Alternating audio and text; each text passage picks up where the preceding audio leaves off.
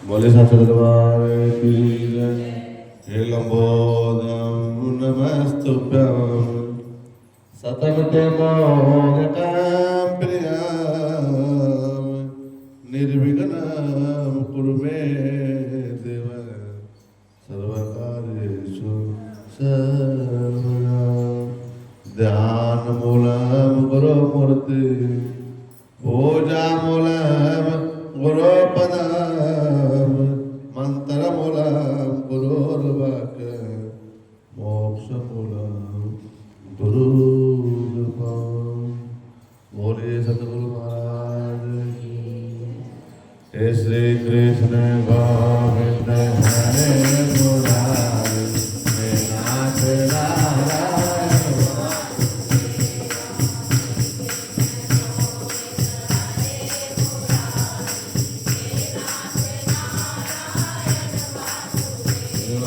पितमात स्वामी सखा हमारे पितमात स्वामी।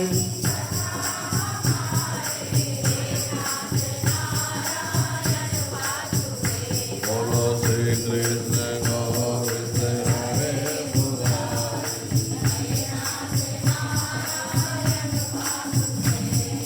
श्री कृष्ण गोविंद हरे मुरारी।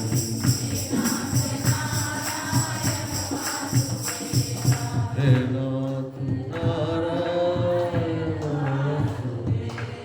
वो साचे दरबार। कार्तिक महात्म की कार्तिक मास की कार्तिक मास महात्म में 14वां अध्याय 15वां अध्याय। नारद जी बोले हे राजन, तब उसको देख करके इस प्रकार धर्म पूर्वक राज्य करते देख करके देवता अक्षुब्ध हो गए। किसको? जलंधर को। जब जलंधर ने भगवान विष्णु को अपने कब्जे में कर लिया, सब देवता को अपने वश में कर लिया, तो राज्य भी बड़ी शांति से करने लगा, फिर कोई दिक्कत उसकी परेशानी नहीं। लेकिन वहां विष्णु भगवान ने फिर एक माया खेली और उस माया में नारद जी को लिया और नारद जी को उस राजा के पास भेज दिया। तो उन्होंने देवादिदेव का मन में शंकर का ध्यान करता आरंभ कर दिया। इतने में सब प्रकार के देवता उनकी स्तुति करने लगे। सब भक्तों की कामना पूर्ण करने वाले शंकर भगवान ने नारद को बुला करके, शंकर भगवान ने भेजा था नारद को, शंकर भगवान ने नारद जी को मायापुरी में भेजा, देवपुरी में। शंकर भगवान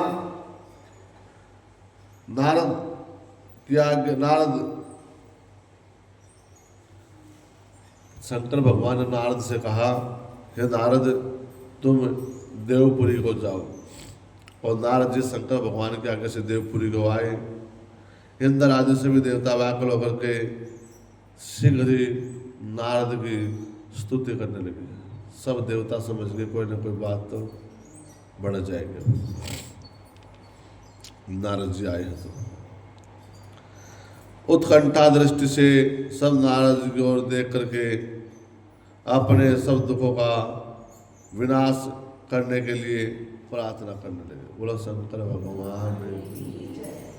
नारद जी ने कहा, मैं सब कुछ जानता हूँ, उसके लिए ही दैत्यराज जलंधर के पास जा रहा हूँ।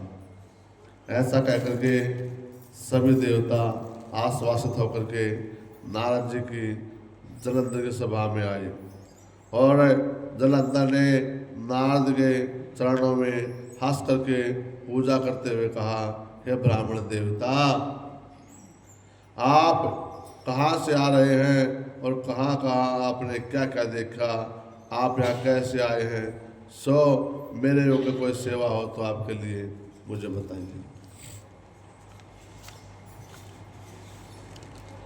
जलंधर के इस प्रकार वचन सुन करके नारद जी की प्रशंसा करते हुए बोले, हे दानवराज महाबुद्धिमान जलंधर, तुम तो धन्य हो।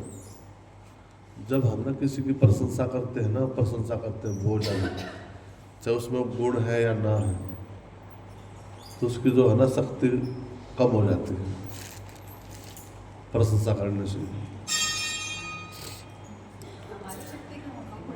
हाँ, जिसकी प्रशंसा करेंगे उसकी शक्ति कम होगी।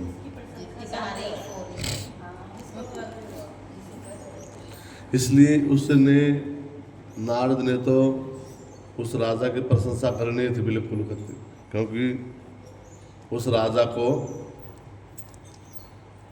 देवताओं को उस राजा के चुंगल से छुड़वाना था। हे दैत्यराज, अब आप आने का कारण पूछिए, मैं तुमको आने का कारण बताता हूँ। मैं स्वेच्छा कैलाश पर्वत पर गया था, जहाँ 10,000 योजन एक कल्प वृक्ष बना हुआ है। वहाँ मैंने सैकड़ों कामधेनु को विचरते हुए देखा, और वह मन ही मन चिंतामणि प्रकाशित परम दिव्य अद्भुत सब सोने में थे। और मैंने वहाँ पार्वती माता के साथ सिद्ध शंकर भगवान को भी देखा, जो सर्वांग सुंदर गौर वर्ण त्रिनेत्र मस्तक पर चंद्रमा धारण किए हुए। यह देखकर मुझे आश्चर्यचकित हुआ कि उसके समान समृद्धशाली इस संसार में कोई नहीं। राजा में भी अहंकार था। तब हे दैत्यराज, उसी समय मुझे तुम्हारी समृद्धशाली का स्मरण आया, याद आया, इसलिए उसे देखने के लिए तुम्हारे पास आया। यह सुनकर के जलंधर बड़ा खुश हुआ और उसने नारद जी को अपनी सब समृद्धि दिखला दी। उसे देखकर देवताओं का कार्य इच्छुक शिव प्रेरित नारद जी ने जलंधर की प्रशंसा करते हुए कहा, निश्चय ही तुम त्रिलोकपति होने के योग्य है, किंतु तुम्हारे लिए ऐसा होना कोई विचित्र बात नहीं है। मैं देखता हूं कि तुम्हारे पास सब कुछ है, फिर भी किसी बात की कमी है।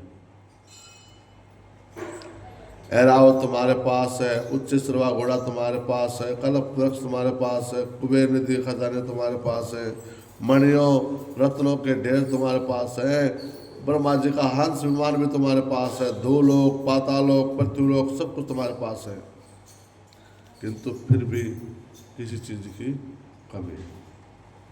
मैं तुम्हारे सब रत्नों की प्रशंसा करता हूँ, किंतु तुम्हारे पास स्त्री तन नहीं है, और उसके बिना तुम्हारा सब समृद्धशाली जो है ये सब फीका है।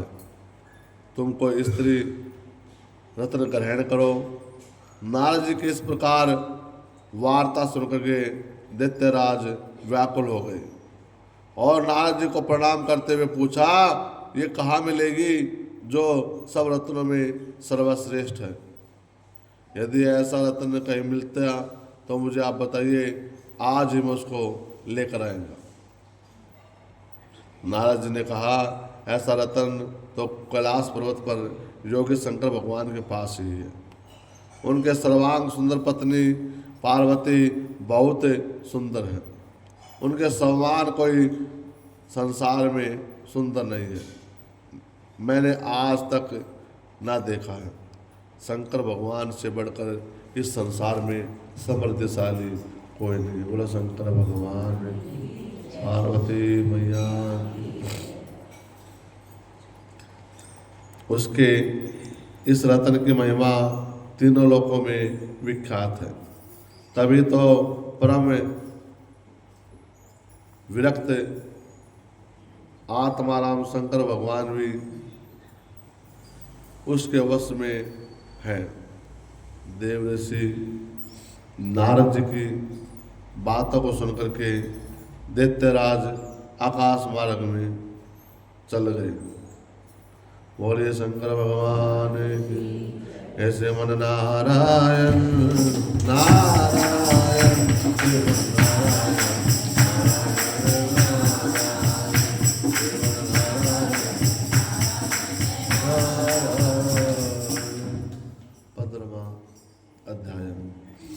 देव ऋषि नारद ने राजा पृथु से कहा। राजा पृथु ने फिर भगवान नारद से प्रश्न किया, हे देव ऋषि, दैत्यराज से क्या किया वह सब मुझे विस्तार से बताएंगे। उस दैत्यराज ने फिर क्या किया? देव ऋषि नारद बोले, उसके चले जाने पर जलंधर ने अपने राहु नामक दूत को बुला करके कैलावास पर्वत पर जाने की आज्ञा दी और कहा, वहाँ एक जटाधारी शंभु नाम का योगी रहता है, उससे मेरा आक्रमण और ऐश्वर्य कह करके उससे सर्वांग सुंदरी भावनी को मेरे लिए लेकर मांग करके लाओ। तब इन वचनों को सुन करके शिवदूत के स्थान पर पहुंचा, परंतु नंदी ने सभा के अंदर न जाने दिया। वह बड़े उग्रता के साथ फिर भी शिव की सभा में चला गया। शिव के आगे बैठ करके उनकी आज्ञा लेकर के सब संदेश कह सुनाया। फिर क्या था, उस राहु नामक दूत के कहते ही सूल पानी के आगे पृथ्वी फोड़ करके एक पुरुष प्रकट हुआ, जिसके सिंह के समान मुख और मानो दूसरा कोई नरसिंह अवतार हो, और दौड़ करके राहु को खाने चला। राहु बड़े जोर से भागा, परंतु पुरुष के आगे उसकी कुछ न चल पड़ी और पुरुष ने राहु को पकड़ लिया। उसके शिव शरण मांगी, तब शिव ने राहु को छोड़ देने के लिए कहा, और मुझे बड़े जोर से भूख लगी है, मैं क्या करूं? महेश्वर ने कहा, तुम अपने हाथ पैरों को ही खा लो। शिव की आज्ञा से वह पुरुष शीघ्र ही अपने हाथ पैरों का मांस खा करके और उसका केवल उसका सिर शेष रह गया। तब उसका ऐसा करते देख करके शिव ने प्रसन्न होकर के उसे अपना आज्ञा पालक दूत गण बना लिया और कहा कि मेरी पूजा के साथ सदैव तुम्हारी भी पूजा होगी। जो मेरी पूजा के समय तुम्हारी पूजा नहीं करेंगे वह मेरे को प्रिय नहीं होंगे। शिव जी के ऐसा वर पा करके उस पुरुष को बड़ी प्रसन्नता हुई और उस दिन से वह शिव के द्वार पर सत्यकीर्ति मुख नाम का गण आज भी स्थित रहता है। सत्यकीर्ति आप सुने, मणिभद्र कहते हैं ना, कीर्ति मुख भी कहते हैं। जो हम द्वार पर मत्था टेकते ना, तो भरती मिश्रा ने बताया था कि मणिभद्र नाम का जो दूत है ना, वो शंकर भगवान के द्वार पर रहता है। इसलिए ये सत्यकीर्ति जो है ना, सत्यकीर्ति मुख वाला जो है ना, ये भी शंकर भगवान का गण है, जो हमारी मनोकामनाओं को शंकर भगवान तक ले जाते हैं। बोलिए शंकर भगवान, श्री कृष्ण गोविंद हरे मुरारी, हे नाथ नारायण वासुदेव, हरे मुरारी, हे नाथ नारायण वासुदेव, हे नाथ। बोलो शंकर भगवान। कार्तिक मास महात्म में 14वां 15वां आदेश संपूर्ण बोल साचे दरबार की।